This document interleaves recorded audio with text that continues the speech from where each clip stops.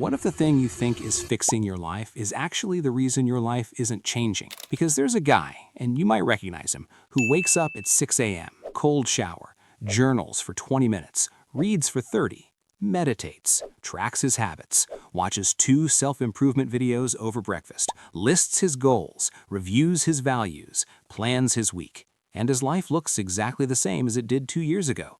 Same job he wants to leave, same relationship he hasn't pursued, same business idea sitting in a notebook.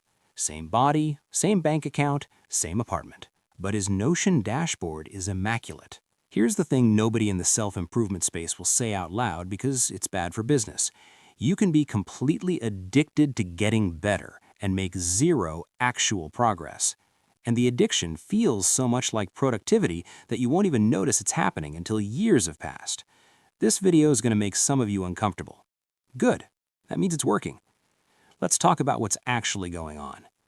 Your brain is wired to seek safety. It has been since before humans had language. And the most dangerous thing your brain knows of, more threatening than physical danger in the modern world, is the possibility of trying something real and failing at it, putting yourself out there and getting rejected, starting the business and watching it not work, asking her out and hearing no, writing the thing and having nobody care. That kind of failure has social consequences, and your brain treats social consequences like survival threats. So it finds you an exit, a very clever, very convincing exit that doesn't feel like avoidance at all. It says, "You're not ready yet. Learn a little more first. One more book, one more course, one more video. Then you'll be prepared. Then you'll start." And you feel good about this because you're being responsible, right? You're not rushing in unprepared, you're doing the work. Except you're not doing the work, you're doing the preparation for the work. Forever. Preparation that never ends because your brain keeps moving the goalpost because the goalpost was never real in the first place. Psychologists have a name for this. They call it productive procrastination. And it's more dangerous than regular procrastination because at least regular procrastination feels bad. This feels like progress. It mimics growth so perfectly that you can do it for years and genuinely believe you're on the path while standing completely still. Think about your own life for a second, honestly. How many books have you read in the last year about things you haven't actually done yet? How many videos have you watched about habits you haven't built? How many podcasts about businesses you haven't started? How much do you know about fitness compared to how consistently you actually train? The gap between what you know and what you do, that's the knowledge-action gap. And for most people consuming self-improvement content, that gap is enormous, constantly growing, because every new piece of content adds to what you know without adding to what you do. And the wider that gap gets, the more paralyzed you actually become, because now you know so much about the right way to do things that doing them imperfectly feels wrong. This is the trap inside the trap. You watch enough content about building habits that you feel like you need the perfect habit system before you start. You read enough about business that launching something scrappy feels embarrassing. You know so much about fitness programming that just going to the gym and lifting feels insufficient. Knowledge past a certain point becomes the enemy of action. Not because knowledge is bad, because your brain uses it as a reason to wait. And here's the really uncomfortable part. The self-improvement industry knows this. It's not a conspiracy, it's just economics. Consumed content creates the need for more consumed content. Every video that teaches you something new creates a gap you feel you need to fill. Every book that opens your eyes makes you feel like you need to open them further before you act. The cycle is self-sustaining, and you are the product inside it. So what actually moves the needle? One thing, done imperfectly, today. Not the best thing, not the optimized thing, not the thing you've researched for 6 months. The thing you can do right now with what you already know, executed imperfectly in the real world where results actually exist. A study out of the British Journal of Health Psychology found that the single strongest predictor of whether someone actually exercises isn't motivation, isn't knowledge about fitness, isn't even habit formation.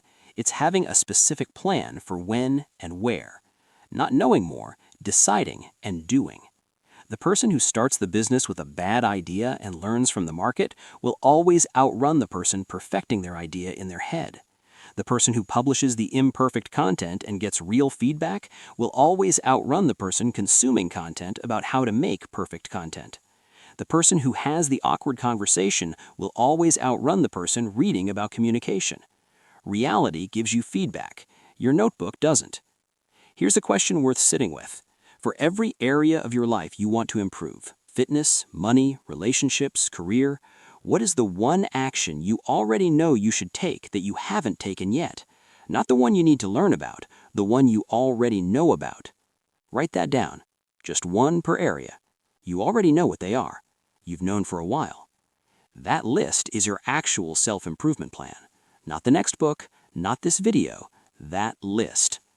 Now here's how to break the cycle practically, because awareness alone won't do it. Your brain is too good at reabsorbing awareness and turning it into more content to consume. Set a ratio. For every hour you spend consuming self-improvement content, you have to spend 2 hours doing something in the area that content was about. Read about fitness for 30 minutes? You owe yourself an hour at the gym. Watch a video about building an audience? You owe yourself 2 hours actually creating something. Listen to a podcast about money?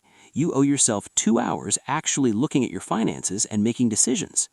This ratio makes the cost of consumption visible. Suddenly, that fourth self-improvement video at 11 p.m. has a 2-hour debt attached to it, and it doesn't feel as comfortable anymore. And cap your input. Seriously, one book at a time, finished before the next one starts. 2 self-improvement videos a week maximum. 1 podcast per topic area. Not because information is bad, because you need to create space between input and output, or output never happens. Your brain needs silence to convert what it's learned into what it does. Look, I want to be straight with you about something. This video is self-improvement content. The irony is not lost on me. You could watch this, feel called out, feel that little rush of clarity and insight, and then go watch 3 more videos and feel like you did something today. That would be exactly the trap. So let this one be different. Close the app after this, not to watch something else, not to scroll. Just close it and go do the one thing you already know you should do, the thing that's been sitting on that mental list for weeks or months, the thing you keep learning adjacent to instead of actually doing. You don't need more information. You need less hesitation. And if this helped, you know what to do.